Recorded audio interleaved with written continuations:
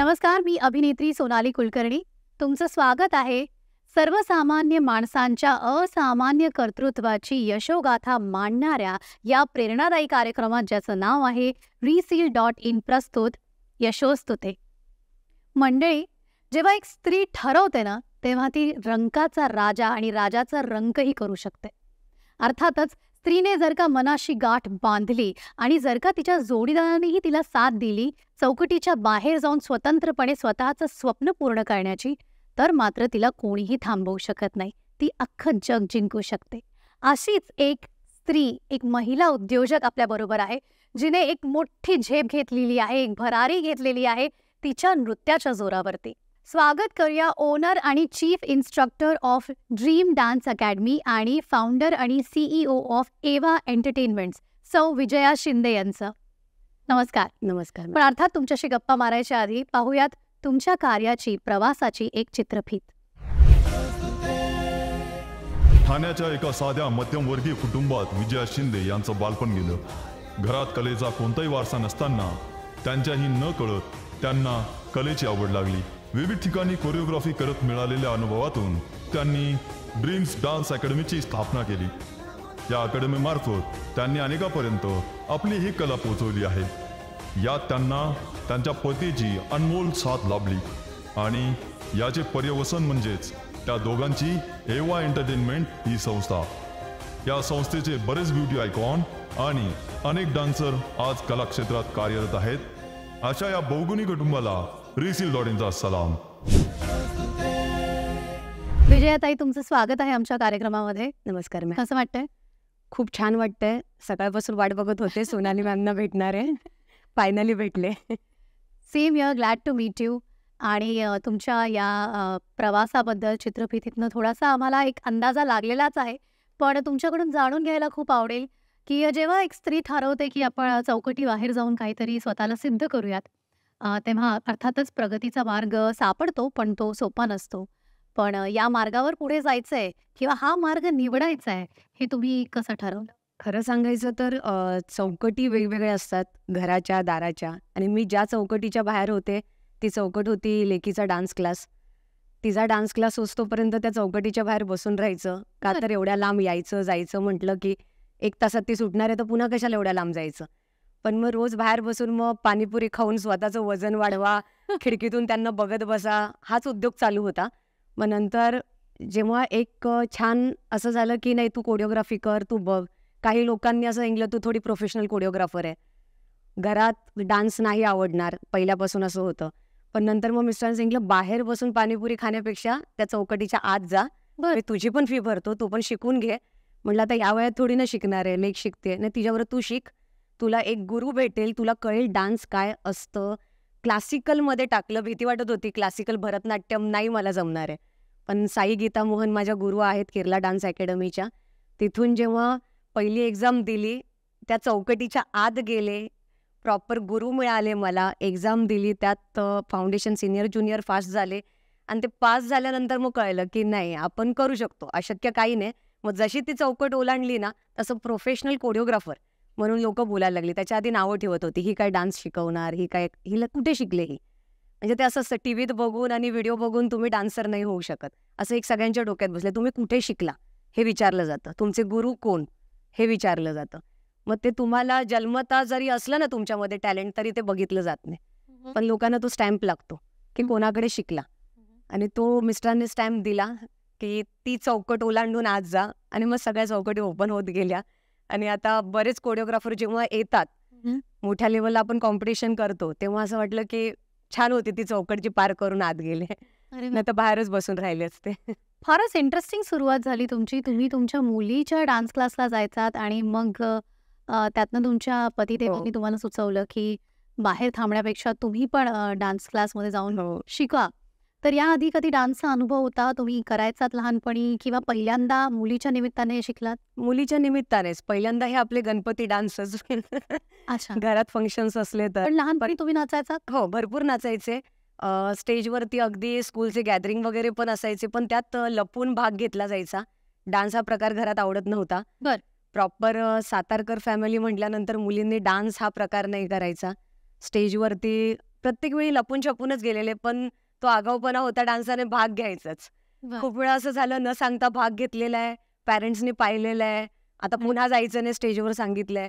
पण नंतर काही काळाने अशी परिस्थिती आली की त्याच स्टेजवरती ॲज अ मला त्यांनी गेस्ट म्हणून पुन्हा ज्युरी म्हणून बोलवलं आणि ते पॅरेंट्स माझे समोर बसून बघत होते की ह्या स्टेजवर जाऊ नको बोललेले आणि त्या स्टेजवर मी ज्युरी म्हणून काम करत तर होते. मान आणि सन्मान दिला. थोडक्यात कुठेतरी सुप्त गुण होते, आपल्यात ती कला असावी लागते, मुळात अंगी असावी लागते, ज्याचं नंतर जडणघडण होऊ शकते गुरु चांगले लाभले तर. आणि तुम्ही गुरूंकडे शिकलात, हो. क्लासिकलही शिकलात. पण मुलीचं काय झालं, ती पुढे ती शिकली की नाही? शिकली तिने भरतनाट्यममध्ये केलं, प्रॉपर पासआउट झाली, 9 वर्ष केलं, आता 12thला आहे. करिअर तिने छान आता पुढे निवडलेलं आहे, पायलट व्हायचंय तिला. बर. डान्सर खूप चांगली आहे. म्हणजे असं मला वाटत होतं की डान्समध्ये ती करिअर करते का काय, काही लादलं नाही, कारण आपल्यावरती खूप लादलं जातं पहिल्यापासून, हे नाही करायचं, ते नाही करायचं. त्यामुळे तुम्ही ते स्वातंत्र्य हो, त्यामुळे तिला दिलेलं. पण मला डान्समध्ये ओढणारी तीच होती. तू डान्स कर, तू हे कर, ते कर, सगळं सांगणारी. इवन प्रत्येक गोष्टीत पुढे ढकलणारी. ते एक मुलीच्या आधी ती माझी आई बनली. हो. म्हणजे मी तिची आई आहे, पण मला एक वेगळी आई भेटली ती मुलीच्या दृष्टीने. आणि तिच्या वडिलांना, तुमच्या पतिदेवांना कोणाचा डान्स आवडतो? तुमचा की तिचा? दोघींचा आवडतो. पण तर तो बऱ्यापैकी प्रश्न त्यांना विचारायला पाहिजे. अडचणीत पाडणारा.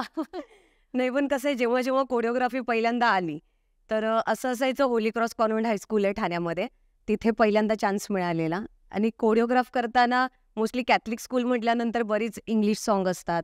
मग ते पहिल्यांदा ते सगळे वर्ड समजून घ्या, त्याचा अर्थ समजून घ्या, मग त्याच्यावर कोरिओग्राफी करा.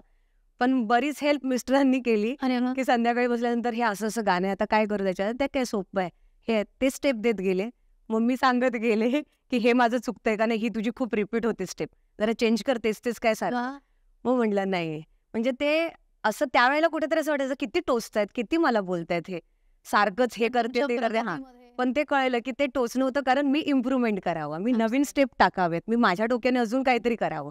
ते म्हणतो ना, निंदकाचे घर असावे शेजारी, पण घरातच जर तुमचा एक निंदक असेल, क्रिटिक असेल, तर तुमची प्रगती ही होणारच. होणारच. कारण सांगितल्याशिवाय आपल्या चुका सुधारता येत नाहीत आणि नाही. तुम्हाला तर इतके चांगले गुरु घरातच लाभले. पण त्याआधी तुम्ही ब्युटिशियन सुद्धा होतात. हो. त्याविषयी आम्हाला सांगा. आणि ब्युटिशियन ते आता CEO हा प्रवास थोडक्यात. ब्युटिशियनचं असं होतं की माझ्या लग्नाच्या टाइमला वडिलांची तब्येत खूप सिरियस होती. बरं. अगदी त्यांना उठता येत नव्हतं. म्हणजे 2 हार्ट अटॅक त्यांना आले होते अगदी साखरपुड्याच्याच दिवशी. तर तिथून स्वतः तयार व्हायचं, मेकअप करायचं असं काही मिळालंच नाही. वेळच नव्हता. फक्त त्यांची तब्येत आणि घरातली कामं हेच बघत गेलो. पण लग्नाच्या दिवशी पण तिथे गेल्यानंतर लग्नाच्या दिवशी सगळ्यांना कळलं की हिच्याकडे ब्युटिशियनच नाहीये हिला तयार करण्यासाठी. लग्न खूप मोठं होतं साताऱ्यामध्ये. आणि नशिबाने माझी सासरची फॅमिली खूप मोठी आहे, छान आहे. त्यांनी येऊन प्रश्न विचारला, कोण ब्युटिशियन नाही तुला तयार करायला? म्हटलं नाहीये, मी तयार होऊ शकते.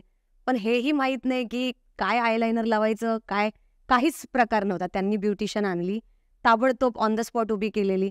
तिने बरंच काय काय काय काय केलेलं. म्हणजे ब्युटिशियन असा प्रकार आहे की तो माणसाला चांगलं सुंदर दिसवूही शकतो आणि खूप घाणेरड्या लेवलला पण दिसवू शकतो. तेव्हा आरशात पहिल्यांदा रडू आलेलं लग्न होतंय म्हणून नाही, मी खूप घाण दिसतेय म्हणून. मग तेव्हा डोक्यात ठेवलेलं की नाही, आपण ह्या क्षेत्रात जाऊया. आणि ते पण सासूबाई बोलले होते, रोज बसून तू काय करणार घरामध्ये, एक पेपर 10 वेळा वाचून काय करणार. वेळ भरपूर होता, लवकर लग्न झालेलं. म्हटलं नाही. त्या बोलल्या तुला बनायचंय का ब्युटिशियन, आपण क्लासेस करूया. प्रॉपर गव्हर्नमेंट क्लासेस त्यांनी चालू केले, बर. शिकले. त्यात पण बॉम्बे युनिव्हर्सिटीमधून मी पहिले आले. अरे वा. एक्झाम दिली सिडीस्कोची, बॉम्बे बोर्डची. तेव्हा 7वा महिना होता. पण तेव्हा ठरवलं की आता सगळ्यांना सुंदर करूया, प्रत्येकाच्या लग्नाचा तो मुमेंट खूप छान खास करूया. अरे वा. करत तेच होते. पण नंतर लेकीकडून मी डान्सकडे घुसले आणि लेकीला कळलं की नाही नाही, मग मला हे खूप आवडतंय, ह्यात ते खूप चांगलं करू शकते. आणि मग कुठेतरी ते राहिलं बाजूला आणि हे करत गेले. पण त्याचा फायदा झाला, प्रत्येक इव्हेंटला स्वतः तयार होता येत होतं की कोणत्याही ब्युटिशियनची आता गरज नाहीये, की स्वतः तयार होऊ शकतो आणि दुसऱ्यांना पण छान करू शकतो. असं म्हणतात की लग्नानंतर एखाद्या स्त्रीचं किंवा महिलेचं करिअर संपतं किंवा तिचं आयुष्य तिच्यापुरतं संपतं आणि मग ते कुटुंब आणि मुलांसाठी ती जगायला लागते. पण हे खरं नाहीये. विजयाताईंना बघून असं वाटतं की लग्नानंतर त्यांचं खरं आयुष्य सुरू झालं, करिअरला भरारी मिळाली, नवऱ्याने एक नवीन व्यवसाय सुरू करायला सांगितलं, मुलीने पुढाकार घेतला आणि आईला एका वेगळ्या दर्जावरती आज बसवून ठेवलेलं आहे. त्यामुळे इथेच जग संपत नाही आणि लग्नानंतरही एक वेगळं आयुष्य सुरू होऊ शकतं, हे विजयाताईंच्या प्रवासाकडे बघून आपल्याला कळतंय. विजयाताई, तुम्ही व्यवसायात पोहोचलात, सुरुवात केली आणि आज भरपूर नाव कमवलेलं आहे. पण एखादी अशी व्यक्ती होती जिला बघून वाटलं की आपण ह्यातनं काहीतरी करू शकतो, आयडल किंवा प्रेरणास्थान? व्यक्ती होती आणि आता सध्या नाहीये सोबत. पण कसं आहे, वडिलांना आधी होतं की मुलींनी डान्स नाही करायचा, पायाला घुंगरू नाही बांधायचे, असं भरपूर होतं. पण जेव्हा ते एक्सपायर झाले त्या दिवशी शेवटचा शब्द होता की हिचा डान्स बंद नको करू, अनुष्काचा. माझ्या लेकीचं नाव आहे. तर ते असं झालं, त्यांनी कुठेतरी शॉर्ट नोटीसवरती मला सांगून गेले की थांबू नको आता. कारण त्यांना कळलं की हिचं करिअर ह्यात आहे आणि मी कुठेतरी तिला थांबवलं. आता मी थांबवायला नको. आणि त्यांनी जी चूक केली ती तुम्ही करू नये तुमच्या मुलीच्या बाबतीत, अशी त्यांनी तुम्हाला सूचना केली. ते पुढे चालू ठेवलं आणि त्यात असं झालं की प्रत्येक वेळी असं होतं की उद्योजक बनायचे. त्यांनी व्यापार भरपूर केले. म्हणजे कांदे बटाटे व्यापारापासून ते पेंटिंगपासून ट्रॅव्हल्समध्ये होते. बर. एवढं लहानपणापासून बघत आले घरामध्ये. फॅमिली चांगली मोठ्या लेवलला होती. राजकारण सगळे घरामध्ये होते मोठ्या लेवलला. पण ते असं होतं की बाहेर नाही पडायचं, हे क्षेत्र आपलं नाहीये, ह्याच्यात जायचं नाही, अशी बरीच बंधनं होती. पण जेव्हा आजारी पडले त्यांना कळलं की नाही, पण ते जिथे बोलले तिथे प्रत्येक गोष्टीला कारण त्यांचं एकच होतं की हे माझं खणकर नाणं आहे, जिथे मी टाकेन तिथे ते वाजणारच. वा. आणि ते कधी पडू दिलं नाही मी. आणि प्रत्येक वेळी व्यवहार करताना आणि बिझनेस करताना त्यांचा एक शब्द होता की पैसा प्रत्येकजण कमवेल, पण ज्याच्या शेवटच्या मैताला जेवढं पब्लिक, ती त्याची प्रॉपर्टी आहे. आणि तू पैसा कमव, पण त्याच्या आधी लोक इतकी कमव की कुठेही तुला पैसा कमी नाही पडणार. मग कुठेही बिझनेस करताना, व्यापार करताना त्यांचे ते शब्द विसरले नाही. त्यांनी एक एक एक एक एक एक जे बाळकडू देत गेले, तर ते ठेवल्या सोबत आणि पुढे चालले. नशिबाने पहिला शो जेव्हा ठाण्यामध्ये झाला ते माहीतही नव्हतं. आणि जेव्हा छत्रपती शिवाजी मैदानामध्ये केला, तो खूप मोठ्या लेवलला उडी मारलेली तेव्हा की नाही करूया. चॅम्पियनशिप आम्ही ठेवलेलं, डान्सचं, फॅशनचं ठेवलेलं. संजय जाधव सर आलेले त्यावेळेला, तेही शॉक झाले. अख्खं मैदान भरलेलं होतं ते. अरे वा. कोणत्याही नेत्याचा प्रोग्राम नव्हता. प्रॉपर परमिशन्स घेऊन सगळं व्यवस्थित करून, बरेच सपोर्ट पण मिळाले भावाचे, अजून आहेत दादा त्यांचे, सगळ्यांचे घेऊन पुढे गेले. पण त्यावेळेला कळलं की नाही, कुठेतरी ते आशीर्वाद आहेत आणि ते आयडल आहेत.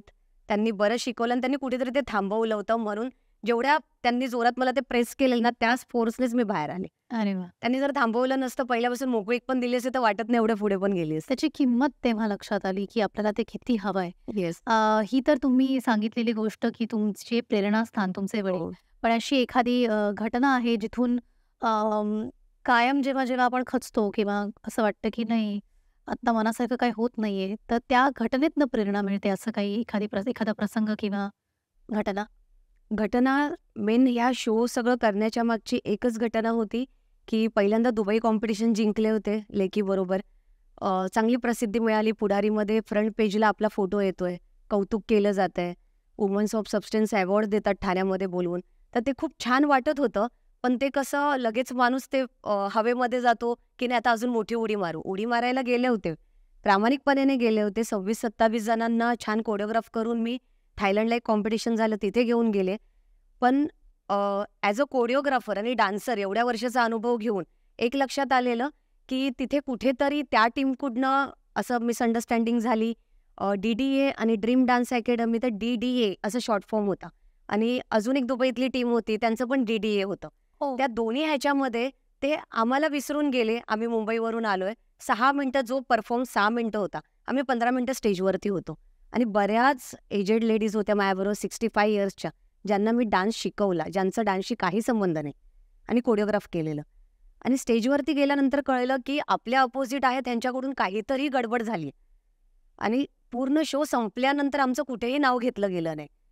सगळे नाराज झालेले. मग मी तिथे 600 लोकांमध्ये उभं राहून प्रश्न विचारला की रिझन सांगा, आम्ही कुठे चुकलो हे सांगा, की मग कळेल.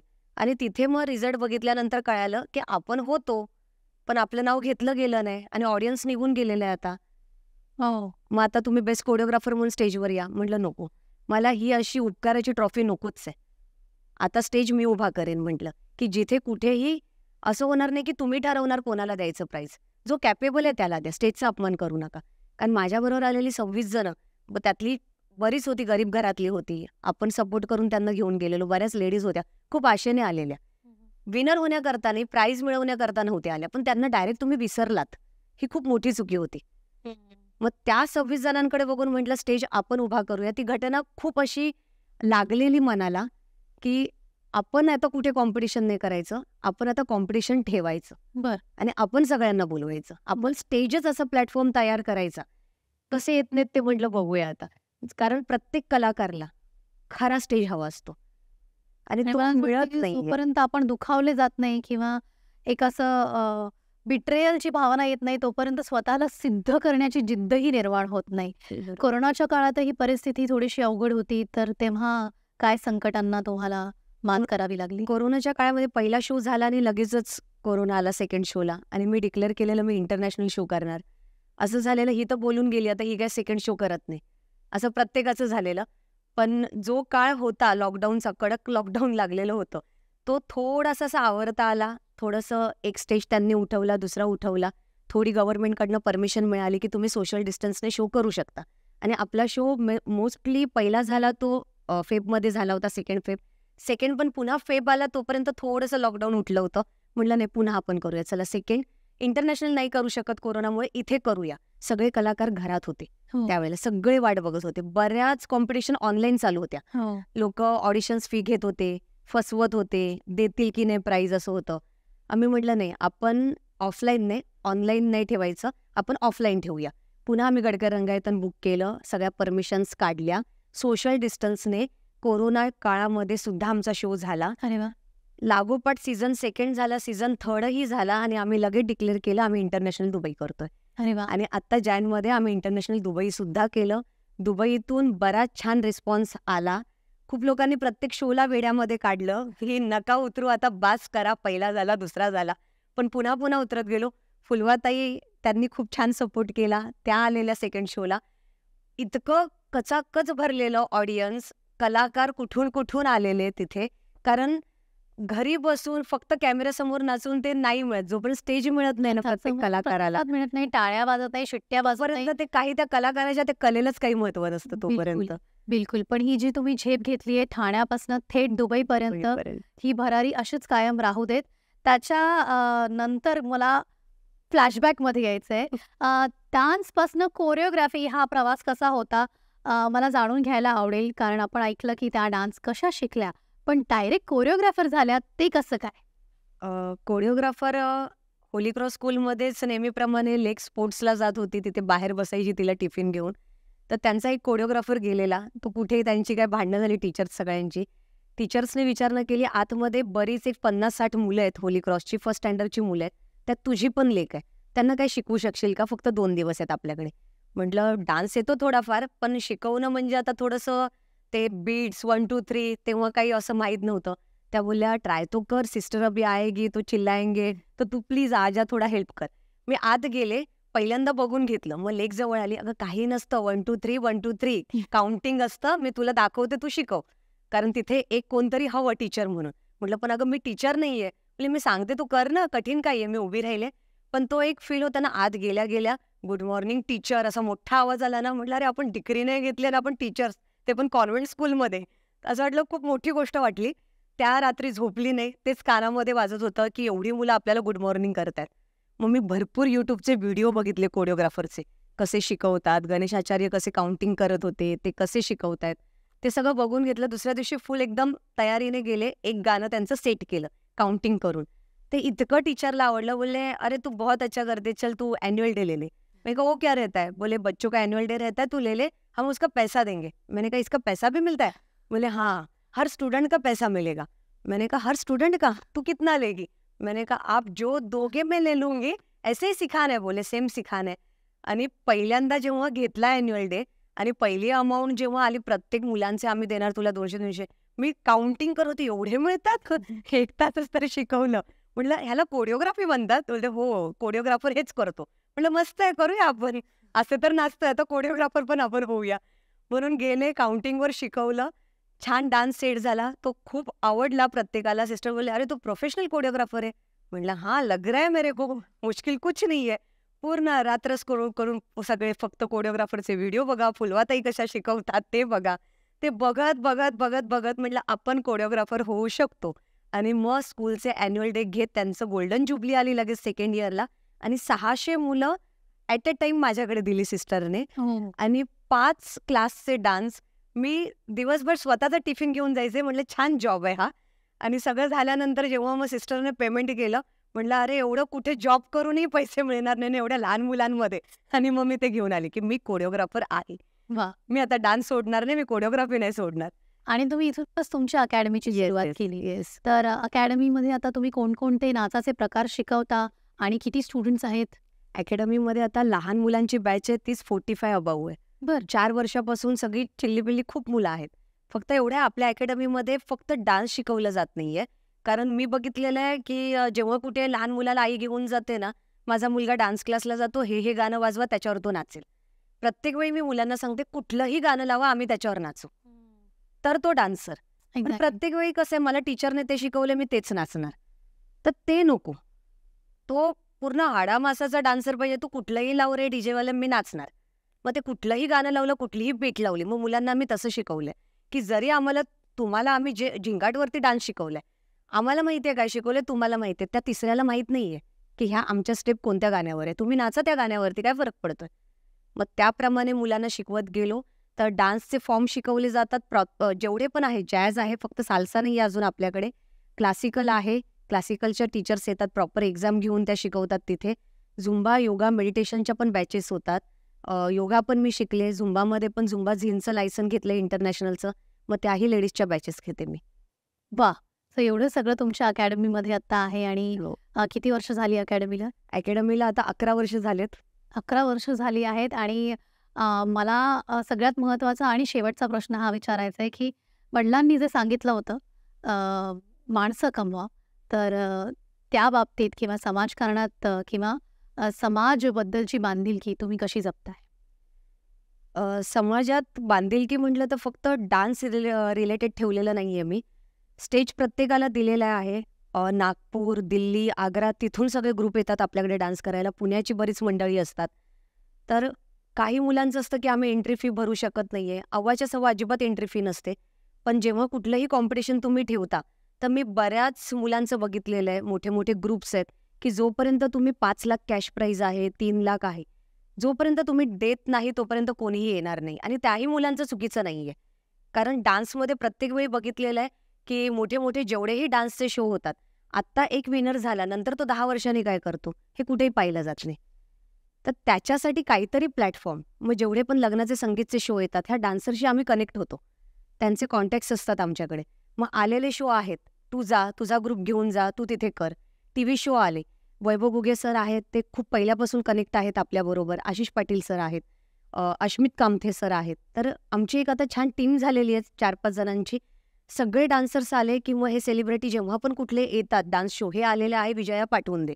मग जी मुलं आहेत त्यांचे व्हिडिओ पाठवून त्यांना आम्ही डायरेक्ट तिकडे की तुम्ही जा, प्लॅटफॉर्म देतोय प्रत्येकाला. कारण बऱ्याच मुलांना बघितलेलं आहे, TV शोचं पण बघितलेलं आहे की ठीक आहे TRP असेल, जे काय असेल, प्रत्येक TV शोचं असेल, पण त्या मुलांना तो प्लॅटफॉर्म, ते वाट बघतात प्रत्येक वर्षी कधी हा शो येतोय. बरोबर. आता दुबईला झालेला आहे, अजून इंटरनॅशनल होईल आणि आत्ता रिसेंटली आता मुंबईमध्ये करणार आहोत. तुम्ही पण आता नक्की या, नक्की तुम्हाला इन्व्हाइट करू आम्ही. आणि मेन सामाजिक बांधिलकी बोलायला गेलात ना, तर जेव्हा शो असतो तेव्हा आपल्याला बसायला ही जागा नसते, एवढं फुल असतं. तर तेव्हाच भरून पावतं ते की हां, आपण उभे आहोत, उभे राहून बघतोय. कारण अर्धा ऑडियन्स बसलंय, गडकरी रंगायतांचं वरचा भाग खालचा पूर्ण भरलेला असतो. मग ते कुठेतरी असतं की ही लोकं वाट बघतायत आपली. वा. मग पुन्हा वर्षाने आम्ही तयार होऊन शोसाठी तयारी करत असतो. अख्खं वर्ष आम्हाला कमी पडतं एका शोची तयारी करायला. क्या बात आहे. अशी जोरदार तयारी करा. पुढच्या कार्यक्रमाशी मलाही बोलवा आणि अनेक मुलांना आनंदी करा नृत्यातनं. मला कायम असं वाटतं की हा प्रश्न विचारला जातो की कलाकार मंडळी किंवा चित्रपट किंवा नृत्य वेगवेगळ्या क्षेत्रातली ही कलाकार मंडळी समाजभान कसं ठेवतात, तर त्यांच्या कलेतनं ठेवतात. मला असं वाटतं की आयुष्यातनं जर कला काढून टाकली, एंटरटेनमेंट हा भाग काढून टाकला, तर माणूस हा सुखी, आनंदी किंवा समाधानी कसा राहील? सगळ्या गोष्टी पैशाने मिळू शकत नाहीत. काही गोष्टी छंदाने मिळतात. तो खरा आनंद असतो. तो जपण्यासाठी आणि तो इतर मुलांचं जपवण्यासाठी, टिकवण्यासाठी, संस्कार घडवण्यासाठी विजयाताईंनी एक वेगळाच प्रवास गाठलेला आहे, वेगळीच उंची गाठलेली आहे आणि या प्रवासात तुम्हाला आणखी खूप यश मिळो अशा शुभेच्छा व्यक्त करते. तुम्ही आलात, आमच्याशी गप्पा मारलात, याबद्दल मनापासून धन्यवाद. Thank you so much. अशाच महिला आणि पुरुष उद्योजकांना भेटूयात पुढच्या भागामध्ये. पाहत रहा सर्वसामान्य माणसांच्या असामान्य कर्तृत्वाची यशोगाथा मांडणारा आपला हा प्रेरणादायी कार्यक्रम, ज्याचं नाव आहे रिसील.in प्रस्तुत यशोस्तुते.